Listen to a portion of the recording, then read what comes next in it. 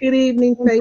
Again, we in social media, YouTube. We want to thank you for coming on to tonight's discussion. We have some very important people with us today. I am so honored for them to be on our broadcast tonight. Before I go into the discussion, I want to first introduce. We have Dr. Jeremy Mapp, who is an administrator with the Kirkwood School District. And also we have Dr. Greg Clark, who is the superintendent of the North County Christian School System, correct?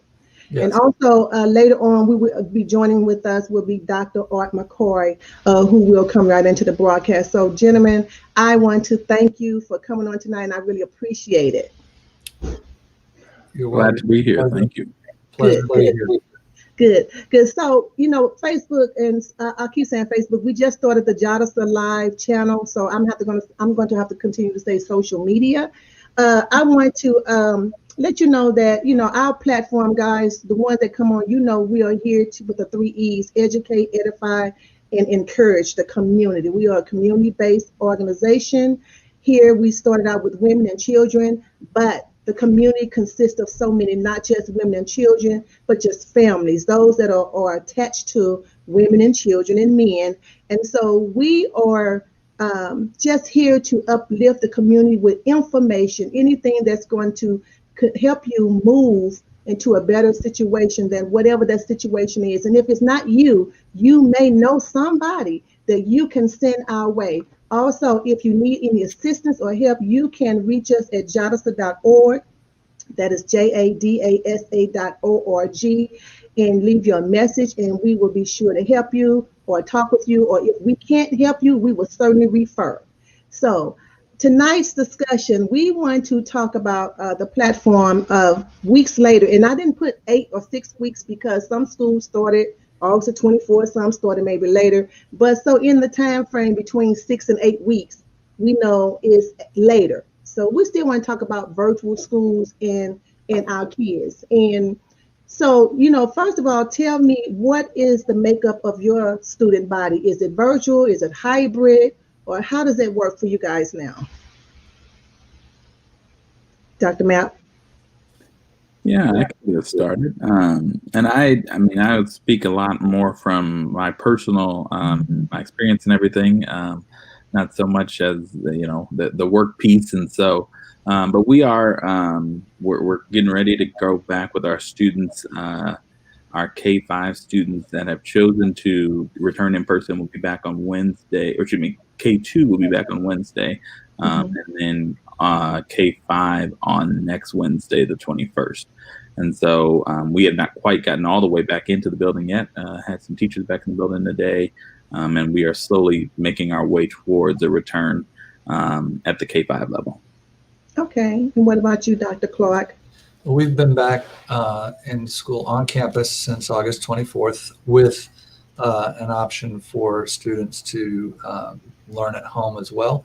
And we have about 60 to 65% of our families chose to have their children learn on campus, and the other 35% or so chose to learn at home. So we've been doing that since August 24th, and things are going relatively well. So really? Okay. So with those kids, because I've dealt with some children, I understand, I've heard complaints, I've heard kids being stressful, I've heard teachers, parents, so when you have a portion of it in school and a portion out, is that considered like a hybrid type?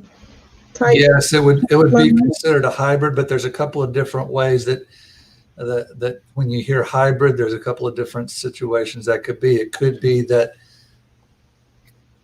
and particularly probably in larger schools, and this may, I don't know, Dr. Mapp, maybe what you all are looking at is students are coming a couple of days a week on campus and continuing to learn a couple of days a week at home. So all of the students are in that. Another version of our hybrid is students chose either or, and our teachers are teaching both, so that they're teaching online and and in person. So I guess there are a couple of different ways to look at hybrid. Oh, okay. So when they're teaching, the teachers are teaching both online and in person.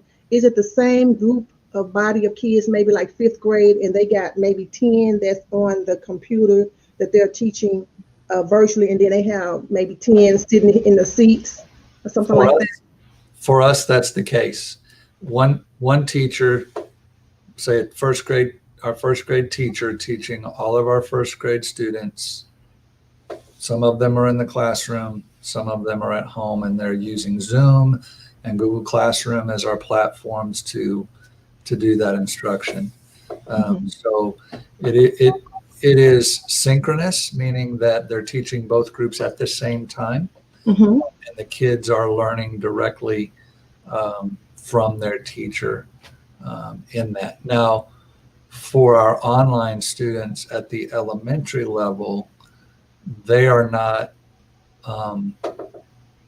doing 6 hours online every day. Some of their activities, they go offline to do some of the work and then maybe come back online because the attention span just doesn't work for them to stay focused online for 6 straight hours. Secondary students are following their schedule, so they're logging in with a different teacher every period.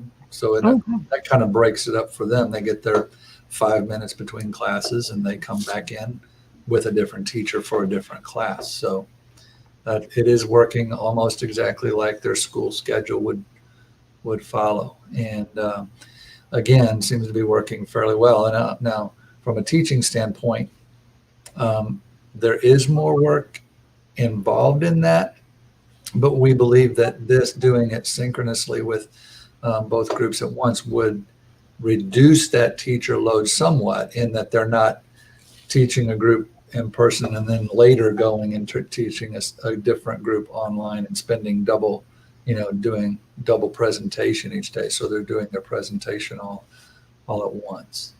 Okay. So just for you guys' personal opinion, did you guys think it would be this long, that we will be in this type of setting with school? Did you think it would go this far? We're in what? This is October 12th. We're almost, today was Columbus Day. Wouldn't we be off? I'm not even sure, wouldn't it be a holiday or something?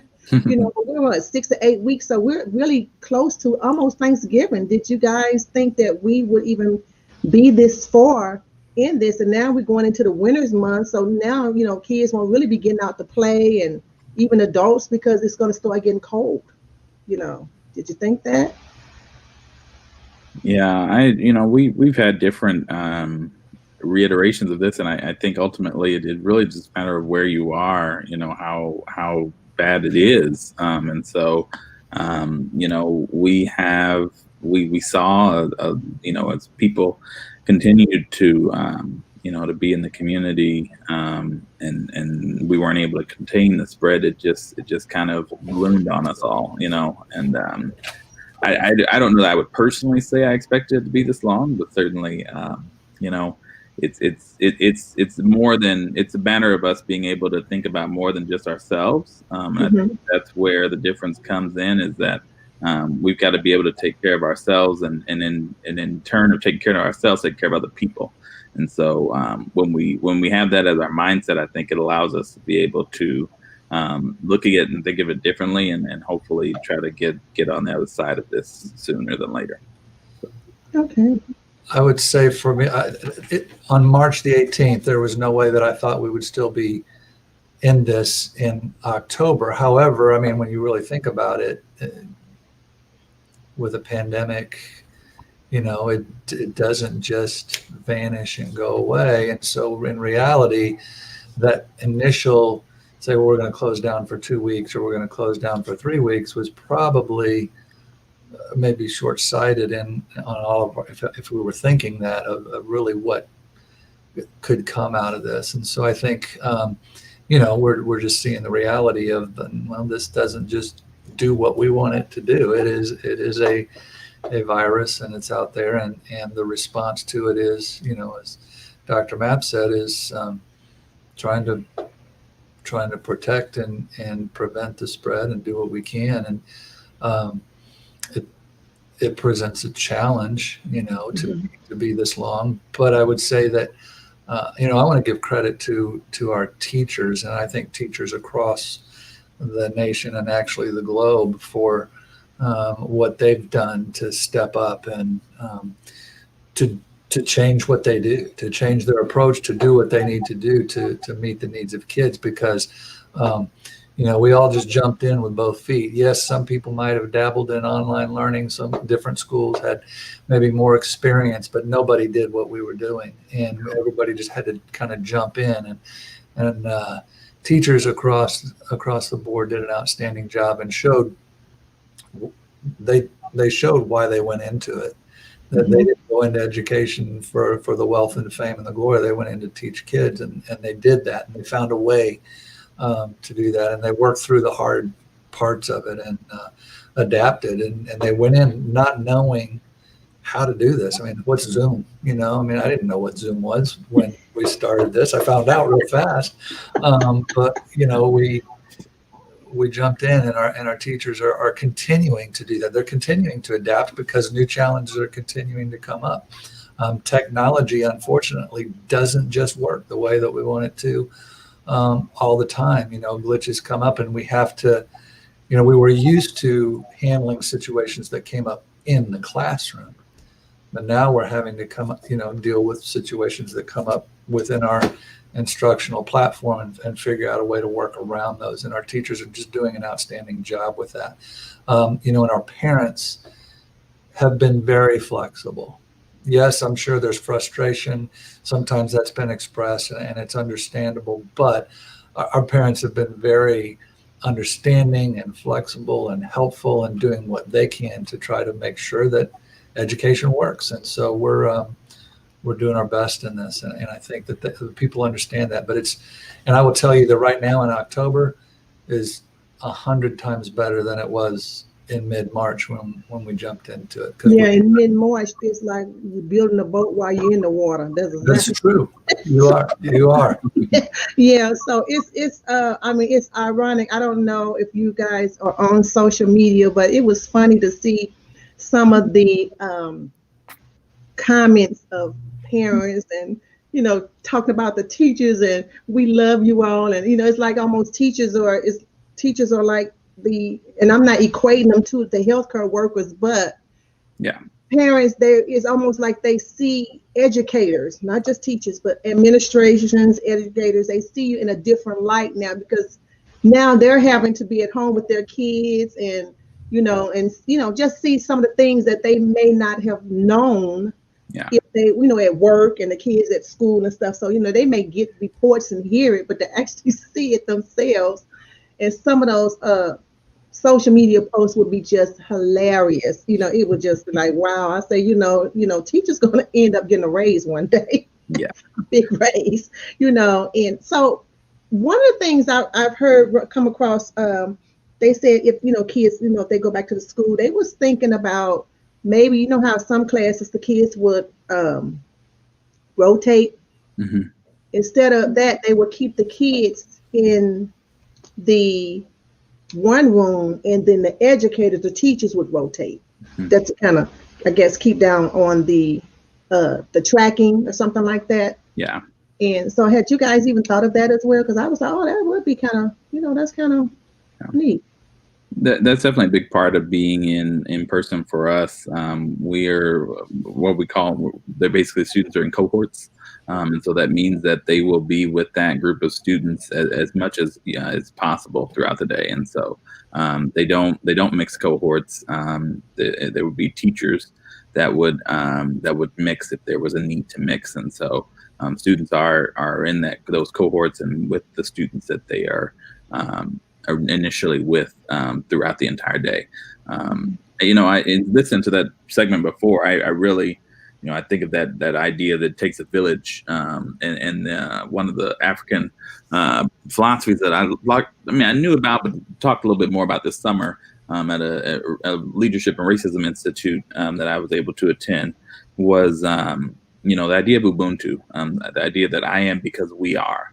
And so, the need to have each other and to lean on each other is something that I have been really cognizant of throughout this whole process with COVID. Is that we are all part of working together to be able to be successful and to be able to help our children learn and grow. As Dr. Clark talked about, that idea of our teachers certainly have been going above and beyond, and they've proven why they do deserve more money. They've proven why they, like he said, why they went into the profession, because it's about their heart. It's about them working to do what they can to help people be better. And so I definitely see that in thinking about how we operate even as a building. My building is nothing without our custodians. My building is nothing without our secretaries. My building is nothing without, all of our students, all of our aspects that really work together to make our schools run.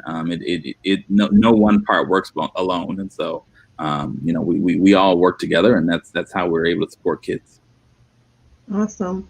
And we know we have Rebecca Swanigan. If you can see it on the screen there, she asked, have there been COVID cases since the started in-person classes? Has there been any COVID cases since in-person classes started?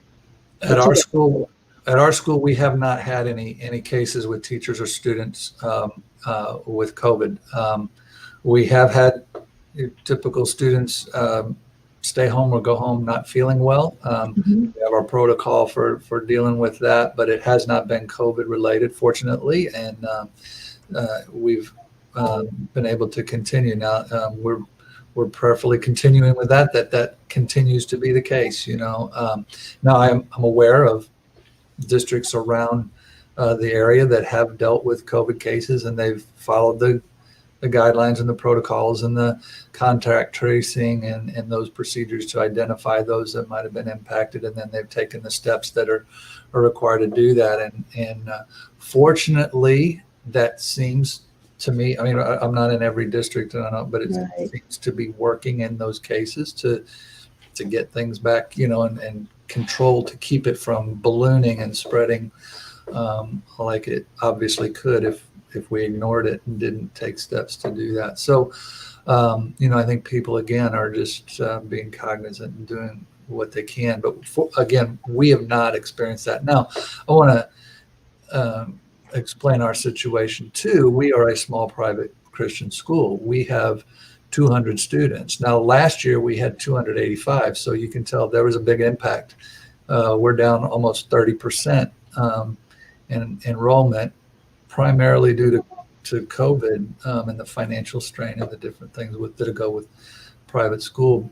So for a school of 200 that's on a large camp, our campus is much larger than what we need. We could hold up to 800 students. And so we have room, and that's a blessing this year. We have room to spread out. So we talked about, as Dr. Mapp indicated, the cohorts and the groups, but I have one first grade class, one second grade class. So they are cohorts. They're already cohorts. And so we've worked to assign playground areas. So they go to a different playground area during playground so that there's less interaction between grade levels, and keeping those kids in cohort type groups as much as we can.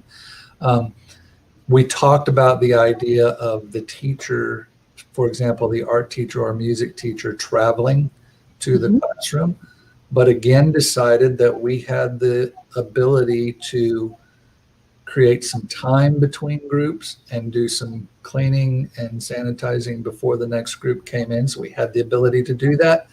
So we were able to allow the art teacher, for example, to stay in their space. And that is, for an art teacher or music teacher to have their teaching space and their instruments or their tools is more ideal than having them push a cart and go to another classroom. So we decided to continue with what we're doing because we were able to do that in what we believe is a safe way. But I do fully understand this, a school of 800 to 1,000 students in one building has to take a different approach and to address it and to make sure they have that safe environment.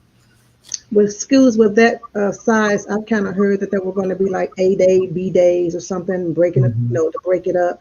And so I know one of the viewers asked about masking and distancing. I just, I just want to know, because I actually was at the car wash Saturday, and this other lady, she was talking about, she was a teacher where she had 2 twin girls. They were her girls and stuff. And so I don't know how we got off into the school and stuff. Oh, I know. I just happened to ask her, how was virtual schooling doing? Because I knew she had these 2 little 6-year-old twins. And, she went into all of this thing, and she was just nervous about it. She said, I can't get them to keep their mask on when we go out. They were like, you want to share masks? You want to switch? Like, no, that's not what we do. So I just kind of wonder how will the administration, have the kids to keep those masks on for 4 and 5 hours, because those things, I'm telling you, I've been out in the community, going to the grocery store or whatever, and I've been in my mask maybe an hour or 2, and I'm like claustrophobic. I feel like I can't breathe, like somebody has a rope, like is my air is cutting off, like I can't, I'm dizzy, and I have to just get in the car and take it off to breathe. And that's just maybe an hour, maybe 2, at the grocery store. I don't spend 2 hours in the grocery store, but, out and about. And so I just wonder how is that going to work for the kids, even with the social distancing. I see, spreading the desk out, or maybe putting up plexiglass or something, but just getting them to keep those masks on, that seems like that's just going to be a feat within itself. Yeah, we are one of those buildings that is definitely much larger. We have a building of almost 500 students, and so we require masks for all of our K-5 students, and so we have some that will have difficulty with it, and we'll work with those cases as we need to. But ultimately, it's about like I said, even that community effort of teaching. They haven't been in school for months, and so hopefully, our goal is that families are thinking about and talking about this masking idea before they come back to the building. And so, even if they haven't, it's something that we'll discuss when we get back in the building too, because it's something new, it's something different, it's something that you have to teach, different than anything else. And so, it's all about us working together, and honestly, no different than anything else that we do in the buildings, as far as, respecting each other, not talking over each other, all those things.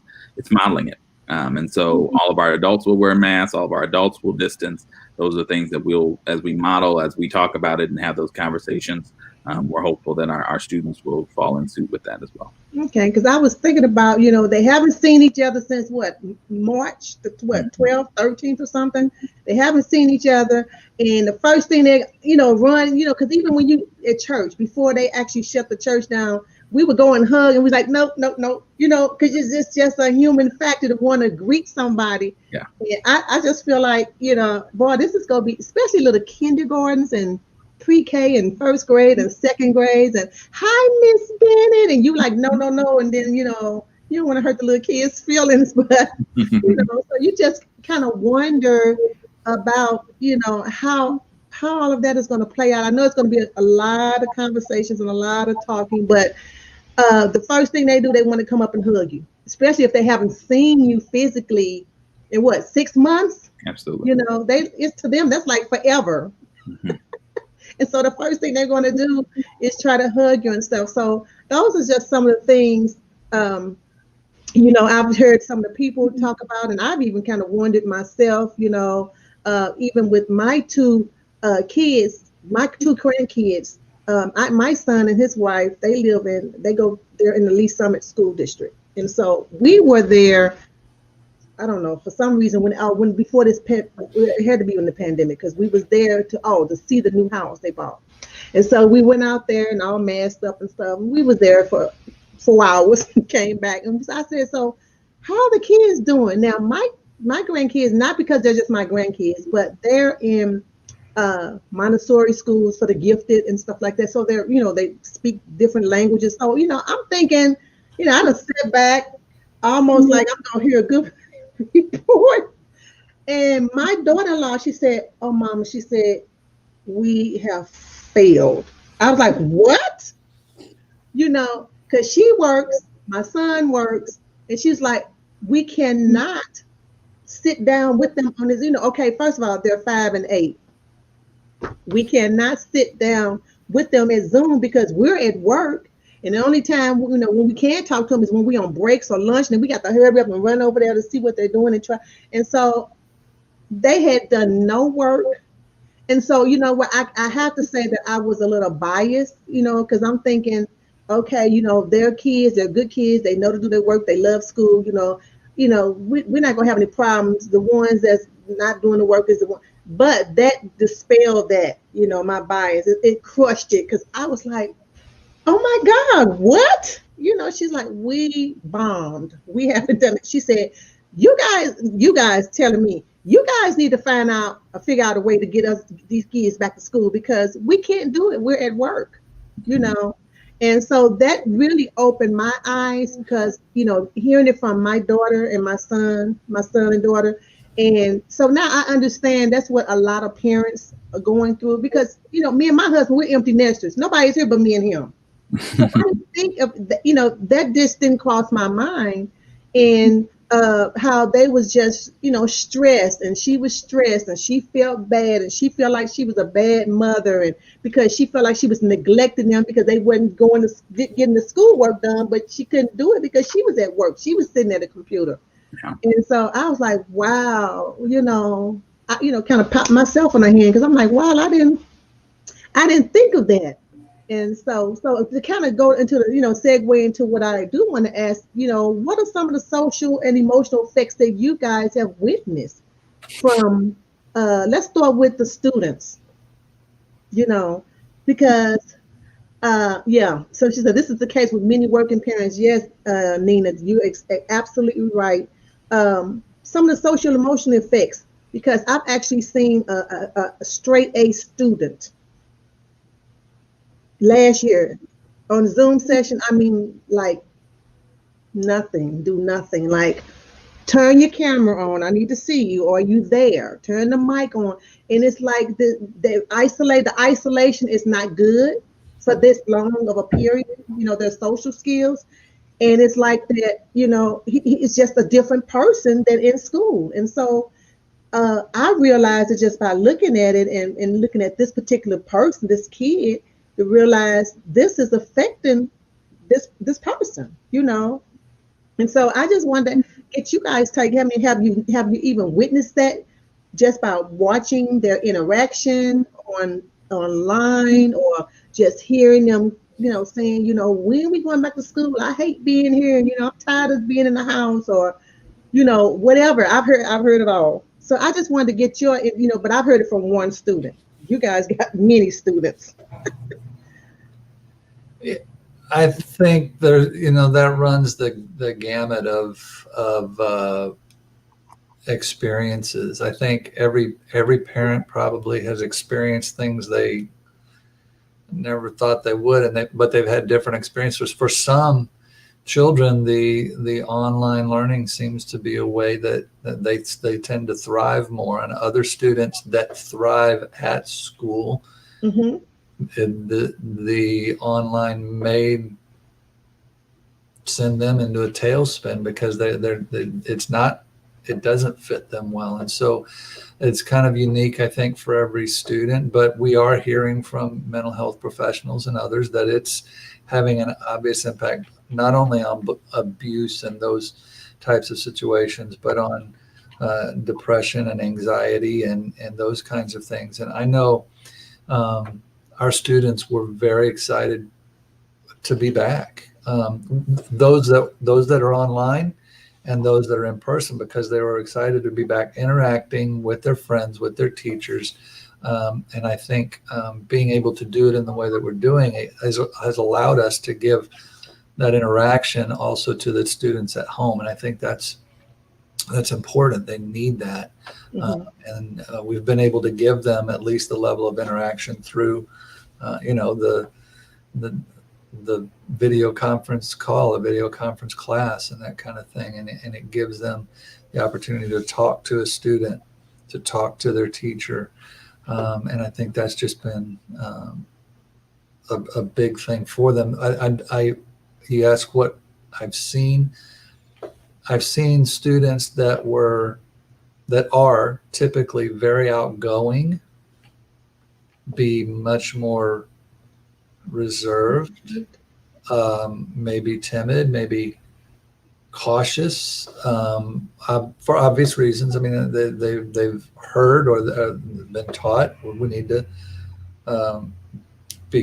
be aware of our personal space, but we need to keep this 6 feet. But I think there's also, this was particularly when we first came back, maybe some just very cautious. They're becoming more comfortable with it, I think. I noticed they're willing to wave and say hi when I cross paths. There's that interaction starting to come back, but I think they're kind of having to relearn how to do that in a way that's safe and that they feel comfortable with, knowing what they're hearing.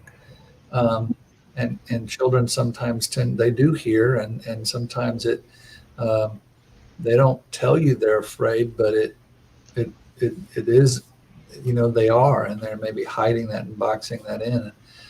So we've taken it as just another opportunity to teach, because this is right now it's a new life skill. It's okay, how do I navigate through this COVID or this pandemic, which is different, and it's a challenge.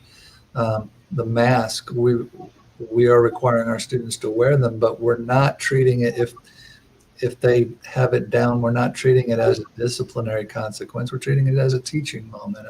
Remember, we've got to wear these. Here's why, and just helping them understand. And teachers struggle with it just as much as the children do. I mean, you and I, we're not comfortable in them necessarily, and so that's something that we have to get used to and teach. And I was like, well, my option is to wear the mask and we stay home, to not wear the mask and we stay home, or under the guidelines, if we wear the mask, we can be back. Well, give me the mask, I'm going back to school. So it's, I think we need that interaction. All of us do. And if we can find a way to have that in a safe environment, that's what we want to create. And so it's about teaching our students and our teachers, modeling and understanding that, right now, this is our reality, and this is what we need to do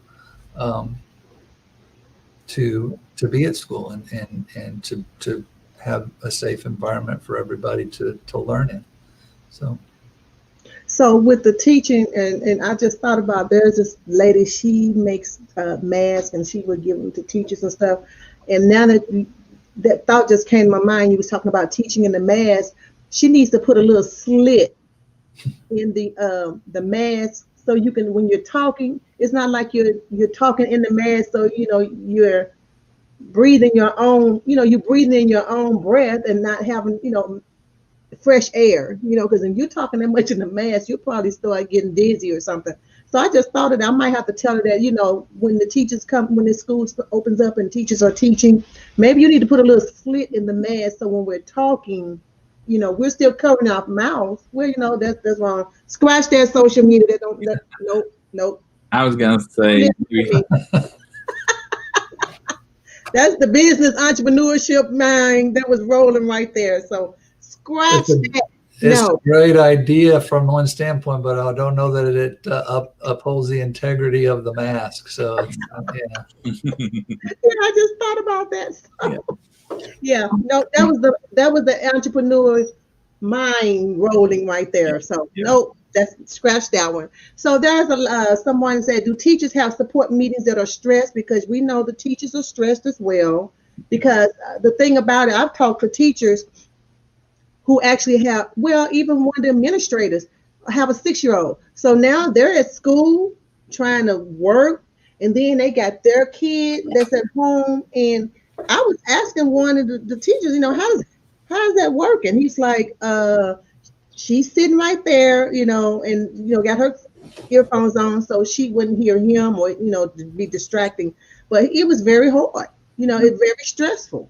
Yeah. And so with that being said, that's what they're asking, is there any support meetings for people that are stressed, or do you have to go through the regular EAP, or is there anything that, any districts will have? Not even maybe the district, maybe DESTI, I don't know. Is there anything that they have available for teachers, any type of meetings, just like those BPAP, was it BPAP meetings or something? It may be different acronyms in different school districts. But we do that EAP is definitely something that the district provides. The biggest thing is that we all know that we're all stressed, whether you talk about students, you talk about teachers, you talk about administrators, everybody's stressed. And so ultimately, what does that mean for you personally? And that's the difference. And so I would encourage anyone who is to certainly, think about how to reach out, what's the best mechanism for themselves to reach out, and to do that as quickly as you can, and really keep in mind, the way we talk about it is that you can't pour from an empty cup kind of idea. You have to be well yourself before you can be well for other people. And so I would encourage people to do what they need to do to get help if they need help. It's stressful. I mean, it's not. Every moment of one thing happening, and you make a plan, and then it has to change because something different happened that messed up the plans you just made. I mean, it's all things that we have to be able to be cognizant of, and we have to adjust on the fly because we can't. I mean, it can't be planned for, and so we have to make sure that we take our time to take care of ourselves. And so I can't speak to specific things in our district that are in place, other than that idea of the EAP option. I don't know of anything particular from the state level, but I know that ultimately sometimes we can't rely on other people. We have to do what we can and what we need to for ourselves. Okay, thank you, Dr. McCoy, for coming into the broadcast with us. We really appreciate you and cutting your meeting short to come meet with us. Right now, we're actually just talking about some of the social and emotional effects that you guys as administrators, as superintendents and administrators have witnessed with kids or with the teachers, even with the administration itself, with this setup with the virtual and hybrid schools. And just wondering if there are the effects. We were just talking about some of the things the kids are going through. A student that was in class right now, they are not producing at all, maybe because of, being at home for 6 months. It's just, the lack of social skills is just really bothering them. And so we had one of the viewers was asking, do teachers have support meetings who are stressed? Or are there support meetings available for teachers besides just EAP? Maybe you don't want to go through EAP and, the insurance or whatever, but is there stress meetings to help teachers, administrators? Because I'm sure if teachers are stressed and the kids are stressed and the parents are stressed, I know you guys are stressed. So Dr. Mapp was just sharing with us his take on it, and Dr. Clark was sharing as well. And so if you have anything, I know you're just coming right on in, but you're used to ready to go. On in. That's exactly right. Born ready. So let me say this. On that note, 7 out of 10 people were traumatized before COVID-19. That's 70%. And since COVID-19, about 9 out of 10 to 10 out of 10. So I'm pleased to be, the leader of the only district in the state of Missouri that has two hospitals that's owned and operated within our school system, 2 health-based school clinics, the only dentistry clinic in the state in a school. That includes mental health services as well. 2 therapists for every school that we have for the staff or for the students. And then we have 2 therapists just dedicated for the staff for secondary trauma, because secondary trauma was real before COVID. And that's before you get to HR, before you get sent out to Concentra, before you have to pay any kind of fees for going somewhere, because we just needed it, because we were doing heroic things for kids. And ultimately, it takes a toll on you. You can't lead on empty.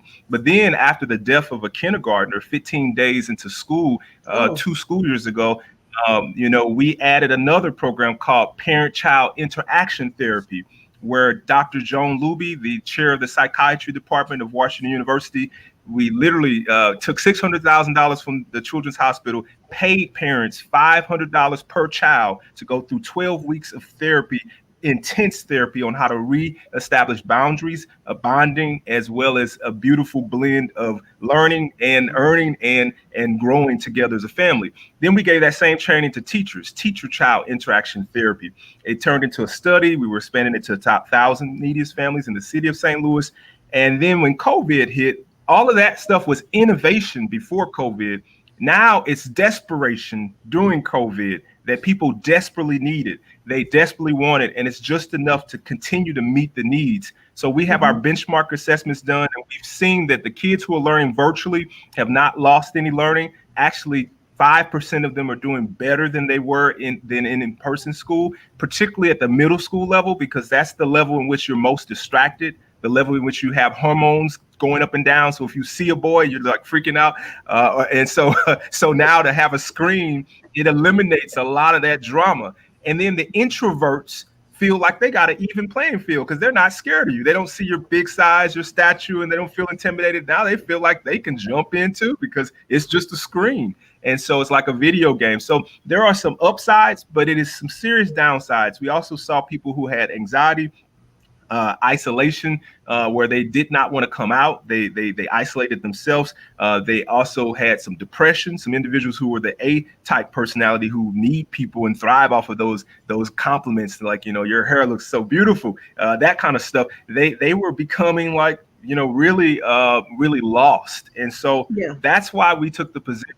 We took the position to never close our schools. We were the only school in St. Louis City or County that's a public school that said we will not close our schools. We did in-person learning in April for first responders. We did in-person learning in July for summer school, and we did 100% availability for students in August 24th. And now, and frankly, only 40% of the students showed up. And so, frankly, we're now at the point where 70% are showing up because they feel safe, they feel comfortable, and ultimately they need it more than they need to hide from COVID. So it's been real for students, staff, and everyone. But you just have to do everything you can to stay well. This is a war for welfare and well-being. That's what this is, a war for welfare and well-being. That is so true. Dr. McCoy, you said that at first it was 40% that was in school and now it's 70%. What's the other 30%? Are they online or they're just not showing up? Where are they? Oh yeah, that's a great question. So we have 98% of our kids that are in person and in school. So 40% in person, 60% online, virtually learning. And now we're moving to 75% in person for the start of our second semester and 25% virtually. But we went door to door, home to home to say, where are you? You didn't enroll. We had 150 kids who did not enroll, did not show up until we went and reached out and told them and said, it's time. If you don't come to us, we're going to send DFS to you. And so they came to us. They didn't want DFS, the Division of Family Services. So, you know, the division, and we came with the police sometime and said, hey, you know, this is proof. Police want you in school too. Because the frank matter is, honestly, in my community, I'm surprised. I predicted that in September, we would have a little bit more lawlessness. Because when you stop all protocols, all procedures, all normalcy of what is good, bad, right, wrong, then people run through lights. People go 70 miles per hour in a 35-mile zone. People do it because you can, because it's a non-normal time. And so I expected it to be a lot worse by now. But the systems and the protocols and the institutions and the services have been helpful towards maintaining some sense of wellness during this abnormal period. But we just have to shift gears. The only thing you can depend on is change constantly. That's the only constant, change. And so we're changing once again to get more kids in school. We have kids in football, doing football and everything else, but we don't have anybody to play against. So we're waiting till the fall or to the spring because of that. And it's not because we're better, because frankly, I'm saying St. Charles is doing the same thing. Private schools like Dr. Clark is doing the same thing. So the question is, what is our role as public schools? If we're on taxpayer dollars, what responsibility do we have to reach out and serve someone? That's the real question. If a private school does it because their business model closes them down if they don't do it, okay, money is driving them to do it because they got to stay open. But for a public educator who says that we're a lifelong learner, then I had to get some people to become contact tracers, and I did it first probably in the state, the first superintendent. Got it in May from Johns Hopkins, and then I encouraged everybody who was in my network to do it. And our district just so happens to have 124 contact tracers, about a fourth of our staff. And so that was goal one. You can't just say you're a lifelong learner as an educator. You got to prove it when we need it most, help us live. Secondly, we can't just say we're servant leaders. Oh, we're serving. No, we're really public servants. And so how are you serving the public to meet the need. And so that's why we opened up, because we knew we had court adjudicated kids. We have 2 homeless shelters that we operate and educate the kids. Those kids need us. We actually are taking kids from other districts, about 30 kids from other districts that don't have an in-person environment, and they're referred by judges, and we're giving them in-person instruction and paid internships in construction in our construction academy with journeymen and journeywomen, and then jobs at Clayco, Neat House, and so forth. So that's what we do to stay well. We get active. We empower people to take control back of their life a little bit. And we enlighten them to say, this is how you do it. You know, we'll hold your hand. To the teachers, that's what I did first all summer. We held their hands, and then to the students, the teachers are holding their hands, and ultimately to the parents and the community, we're here for you. You don't have to send your child, but when you're ready, we're here for you. But just yesterday, 2 days ago, Saturday, a kid got murdered in Jennings. It wasn't one of our students. The mom got murdered, and the kid, who was 6 years old, got murdered. They lived in Jennings, but they attended the city. And it's like, hey, I was so mad, because it's like, I wish you were my student so you can be with us, because people are at their breaking point. They don't know how to live with themselves. And that's a sad statement to make, but some people don't know how to live this long with themselves. And so for those people, they need to have real talk. It's okay to have a meltdown. It's okay to say to somebody, I want to hurt myself or hurt somebody, because if you say it, then somebody can help you. But if you think it and then do it, it didn't matter if there were 10 cops outside that house. That thing happened, and it would keep happening until people get the help they need. So just remember, 7 out of 10 were traumatized before COVID. Now 9 out of 10. We just have to turn up the measures to make something happen, something good happen. 2 things, Doc, with that. You talking about the traumatizing. Do you think that mental health plays a factor? Has it increased? Have you had any of those numbers? Did you do any of those numbers to track if there was a trace, it escalated this time being, away from people and at home and stuff like that, that isolation, seeing that we were talking about kids, how they're responding, or the lack of responding because they're not around their friends and people and stuff like that. Yeah. The short answer is yes. I mean, the statistics with the organizations that I've worked with, like Wisconsin's the Institute of Poverty and Geography, I'm a fellow with that group. They said that it increased by 33% across the United States. Wow. Now, my percentages that I see, I see increases based off of abuse, domestic violence calls to police officers, because I work closely with them, and hotlines and so forth. And so, yeah, it's increased because people aren't used to being in their house this long. Yes. Boyfriends aren't used to having their girlfriends, babies around this long. And I'm just keeping it very real. When you have 70% of Black families being single woman, female run houses, men are struggling at times. Men are struggling with accountability. I got to tell you who I was with. I ain't telling you nothing. That in and of itself, because I want to save your life. So, and it's not just the male thing. Women are struggling because they are the child care provider and they're the essential worker. One out of five Black women and Black people are essential. 1 out of 5 can work remotely. So 4 out of 5 are essential workers. 5 out of 6 Latinos are essential workers. And then if you add to that you're the mother and you're the single mom, then you got to work and be mom. And that's really difficult. Yeah. So we see it, and we need to do something about it. We got to be there for people. So before we go into what the community can do, I want to ask you one thing. You have your schooling, you're open and stuff. What are you doing? How do you all factor in the distancing and masking? Do you require? I mean, I'm sure you require, but how do you maintain the little bitty kids to keep masks going for 4 or 5 hours?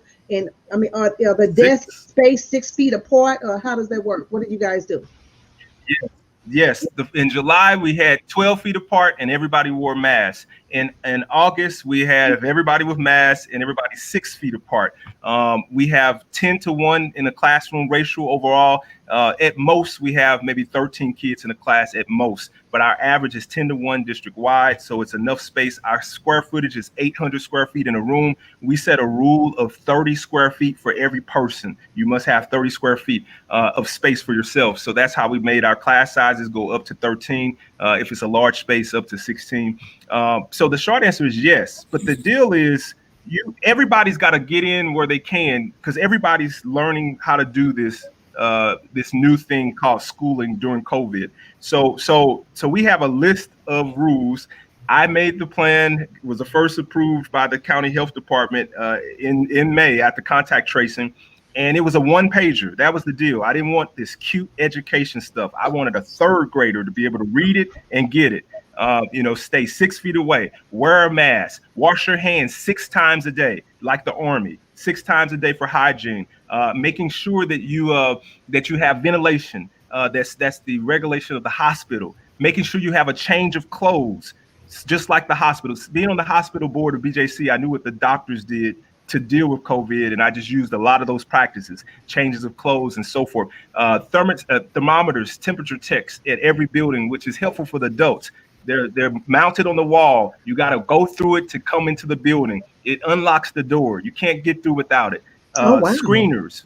We have screeners on our phone that every adult takes, and students too, that ask you all the questions. And if you check yes to any of them, you need to call your supervisor or principal immediately and do not report to school. So retraining them. It's not about perfect attendance. It's about perfect absences. We want you to be perfectly absent as much as you check that you have one of these symptoms. So perfect absences sounds crazy, but that's during COVID reality. And so it took us about a month to. That's right, a month to change the mindset. That's why I wanted to start sooner, because bottom line is everybody's got to start sometime. And whenever you start, you need a month or two to get some of this ingrained into your brain, at least 7 to 16 times of practice to really make it a habit. And so that's what we've been doing. And babies have been doing it best. Our kindergartners, our preschoolers, they wear those masks. We've had 0 COVID cases among any of our students since being in person in school for now 4 months, since July. 0 cases among students. We've had 7 cases among adults, those bad adults. It's those people who have privilege. One person got it from church. One person got it from a wedding, hugging everybody. Another person got it from a funeral, people coming in out of town. Another person got it from family coming in out of town. So out of the 7 adults, 5 were from home personal issues. 2 came back to work and then gave it to their teaching co-teacher. And it's like, but the protocol stopped it from spreading to students, but it spread to that teacher who they chose to eat lunch with without a mask on. Broke a protocol. It's those habits. And so anyway, we got to get this right, but we can do it. And 7 out of 400 ain't bad. So, I'm 400 staff, 7 got and 0 students. So that's where we are, and I think that everybody can do it. I'm no different than anybody else. You just have to have the competency, the confidence, and the collaboration with the community. It takes those 3 things. Exactly. So I have one question I'm going to read up here, and then I'm going to ask you, all 3 of you guys, to let us know what can we, the community, do to help.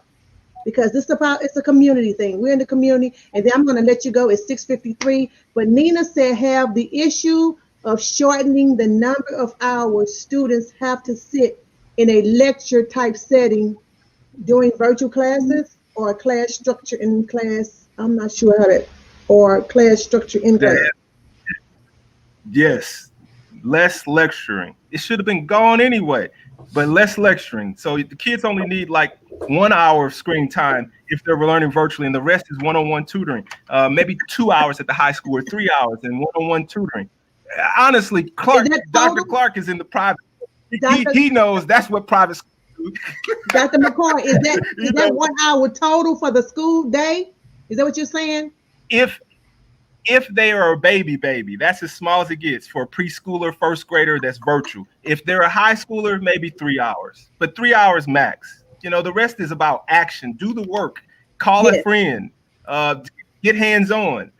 So 1 hour for the babies, 3 hours for the older kids, and action. I mean, and I'm being serious. The private schools knew this, and that's why people pay a lot of money to go to private schools, because they will customize the learning to the kid and make it project based and say, knock yourself out, go further, go faster. Well, public schools need to get smart, and that's what we tried to do.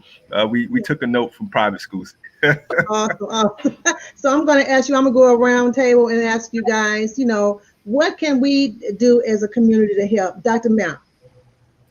I'd say we got to work together. We got to be together. Again, that idea of Ubuntu, that we're better together than we are apart. And so I would encourage you to lean on other people. It may be your family, it may be, some of your coworkers, it may be, for kids, it may be a grandparent, but I encourage you to find your circles and have your circles that you can be able to connect with, and that can support you and you can support them too. All right, Dr. Clark.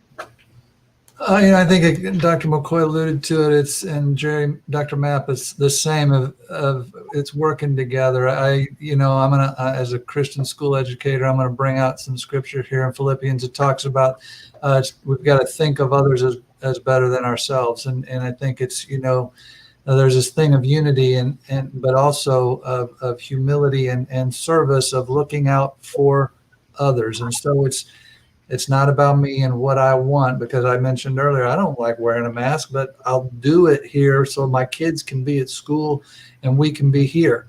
And we can create the safe environment to allow each other to continue going. Because if I have it, not knowing it, and give it to one of them, that would be horrible. And so I've got to do what I need to do, and I'm looking out for the benefit of others. And I think as a community, just lean into that. And yes, we all have different opinions. We all have different comfort levels with this pandemic. And we just need to, again, we're looking out for one another. So. Okay. Finally, Dr. McCoy. I mean, you guys are going in the community. We probably can take, some notes from your playbook or something. I mean, I didn't know you were doing all of that. Oh my God, you're busy. When do you sleep? Pray for me. That's all I can say. We just signed a contract with Fresh Time to have Fresh Time food at our 2 grocery stores that we own and operate, that we give grocery store food hubs. We gave 2 million pounds of groceries away to families during June and July, and we've been doing it every week. But now Fresh Time groceries in addition to Snooks. So that's cool. But I have to be funny for a second and quote a few scriptures. One is, touch not thy anointed, do thy prophet no harm. During COVID, don't touch me. No, but that's one scripture. But I would say that to take a note from Jesus, we have to be transformed by the renewing of our mind. And I think that's what I want your community to know. Don't trust people that you hear on TV. Don't trust, just take it in and treat it like catfish. Eat the meat and spit out the bones, because there's a lot of bones and the bones will kill you. So get in the multitude of counseling, there's wisdom and safety. That's the scripture. But the point is, you have to be enlightened. That's 1E. So that's renewing of your mind. You have to be empowered. That means work with people and groups that's going to give you what you need. And you have to be engaged. That means do something. Just because you can't do everything doesn't mean you shouldn't do something. Right. So find out what that something is and engage, because that will keep you mentally well. That will keep you in charge of some things in your life, from getting depressed and otherwise keeping jobs and money and food on the table. So enlighten your mind, transform your mind, empower yourself with working with people, great people, and stay engaged. Don't not do anything because you can do something. Okay. That's my advice. Dr. Mapp, Dr. Clark, and Dr. McCoy, I really appreciate you for coming on tonight. I mean, it was a wealth of information that you shared, enlightening us on your aspect of what you're doing every day and what's going on in the school districts and what's in the community. We just want to appreciate you all. Social media, this was one for the books. I appreciate you all. Don't forget to go out to JADASA page and like it. Go to JADASA Live YouTube channel. If you have any questions, you can go to our website as well. So we want you to know that on October the 19th, our next Monday discussion, we will have Kim Underwood of Joy FM 99 Radio, who will be on. And trust me, you don't want to miss it. But I say that about all the discussions on JADASA Live. So with that being said, good night.